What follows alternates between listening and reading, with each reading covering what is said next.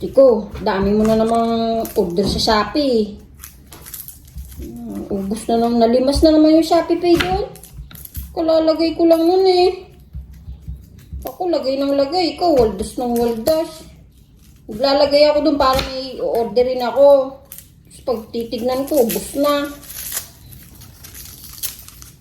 Tapos pwede pa pagkagising piste ko, ano ka naman ng kama, ayusin mo, tiklopin mo yung mga kumot. No, parang ahas, aalis na lang sa hinigaan eh.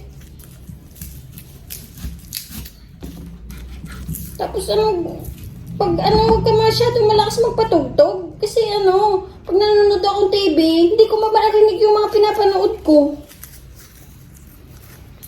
Hilig mo manood ng mga mga music video. Tapos, di mo iisip, nanonood din ako.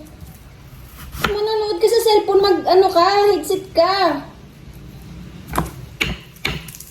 Tapos, kasi ko tapos kain, pwede ba hugasan mo na agad para hindi na natatambay doon yung yung mga hugasin?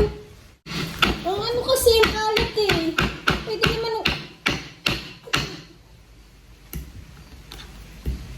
Pwede naman yun. Hindi, iniipis kasi.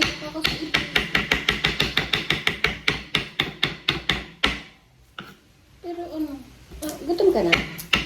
Diba? Malapit na yun pinapakuluan ko lang. Gutom ka na ba? Ha? Ni-anis ko na yung yung kama doon. Ako na bahala. Diba, hate na hate mo yung nagtitiklop? Kasi pa nagtitiklop ka, hindi rin naman pantay.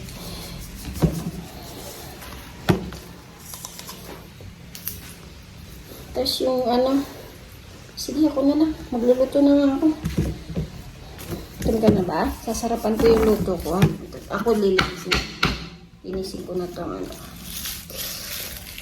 para wala ka nang lilinisin dyan. Okay? Hintayin mo na lang yung luto ko, ha?